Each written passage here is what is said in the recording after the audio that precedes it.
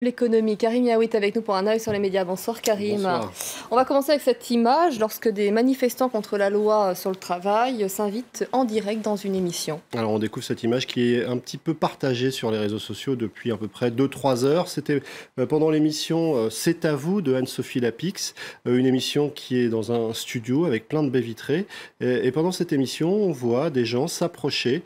Ce sont des manifestants contre la loi travail.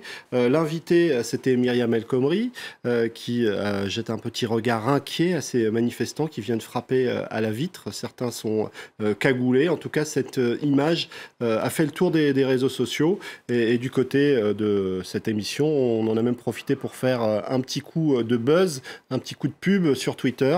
On a notamment partagé ce petit message sur le compte Twitter de C'est à vous. Génial, c'est à vous en trend topic. On va casser, mais seulement Internet. Merci. Alors, il y avait aussi des internautes malicieux qui se sont demandé comment Myriam El Khomri est partie. Est-ce qu'elle est partie comme ça? Alors, d'après la présentatrice, elle a été exfiltrée. De toute façon, son interview touchait à sa fin. En tout cas, sur les réseaux sociaux, les avis étaient partagés sur cette irruption.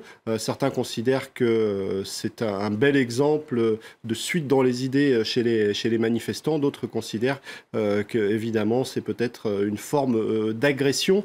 En tout cas, la chaîne, ou plutôt l'émission, en a profité pour communiquer sur les réseaux sociaux. Et le bras de fer imposé par la CGT suscite de très nombreuses réactions. Et notamment cette volonté que soit publié un tract dans la presse. La CGT a empêché un certain nombre de titres de sortir ce matin. Du côté de la CGT, on voulait voir publier une tribune du patron du syndicat. Alors un seul journal national a accepté de le diffuser, sans se forcer sans doute. C'est l'Humanité, avec ce texte du patron de la CGT. La modernité, c'est le progrès social, pas la loi travail. Les autres journaux n'ont pas pu être distribués dans les kiosques et ça suscite l'ironie du dessinateur Baudry, Paris, jeudi 26 mai 2016. Il n'y a qu'un seul titre disponible, c'est la Pravda, évidemment référence à l'Union soviétique. C'était une idée récurrente chez les internautes. Il y a aussi Antoine Adam qui publie cette image, le leader de la CGT écrivant la liste des journaux dont il autorise la publication en France. Des réactions comme celle de Bruno Mazur, aucun quotidien sauf l'UMA. Merci la CGT, vive le débat démocratique et pluraliste. Il y avait tout de même un homme dont le discours était un petit peu à contre-courant. C'est le député Jean Lassalle qui aujourd'hui a salué le courage du combat de la CGT. Une déclaration qui était finalement bien seul dans ce concert de critiques aujourd'hui à l'égard de la CGT et de son patron. Vous revenez sur cette déclaration d'Éric Cantona. Alors Eric Cantona qui s'est confié à la presse britannique et plus précisément au Guardian et qui a eu des mots très durs à l'égard du sélectionneur de l'équipe de France. Pour Eric Cantona, eh bien, il sous-entend que Didier Deschamps a écarté Benzema et Ben Arfa en raison de leur origine, alors que selon lui, ce sont deux joueurs particulièrement talentueux, peut-être les meilleurs si on en croit Eric Cantona. En tout cas, ça a suscité beaucoup de réactions sur les réseaux sociaux. Il y a eu aussi cette phrase reprise par les internautes, Cantona qui accuse Deschamps d'être une marionnette qui aurait cédé à la pression de Manuel Valls. On se souvient que Manuel Valls avait eu des mots durs à l'égard de l'attaquant Karim Benzema. En tout cas, sur les réseaux sociaux, ils étaient beaucoup à considérer que c'était une boule puante. C'est les mots choisis par le site du Point. Il y en a quelques-uns plutôt rares, comme Sam Degout, qui considère que Cantona n'a pas tort dans cette affaire. Mais en réalité, la plupart des internautes étaient très critiques à l'égard de cette déclaration. Eric Bilderman, qui, sur son compte Twitter, partage le nom de tous les joueurs qui ont été sélectionnés par Didier Deschamps pour le prochain Euro.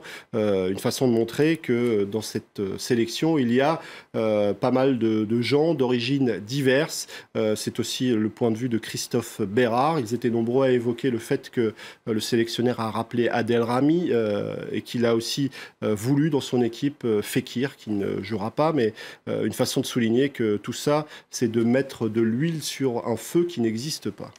De l'autre côté du Rhin, il y a une photo qui fait le buzz concernant là aussi un joueur de football. Un joueur de foot, cette fois de la sélection allemande, le footballeur Ozil, eh bien, a publié, partagé une photo sur son compte Twitter qui fascine les Allemands, nous explique le site Slate. Mesut Ozil s'est rendu à la Mecque pour un pèlerinage en famille et cette image, il l'a partagée sur les réseaux sociaux. Elle a suscité énormément de commentaires sur Twitter ou encore sur Facebook. Alors, il y a pas mal de tweetos qui soulignaient qu'il ne faut pas forcément mélanger sport et religion, mais ils étaient tout de même beaucoup à finalement rendre hommage à ce jeune homme qui aspire à autre chose qu'à des voitures de luxe et à de l'argent.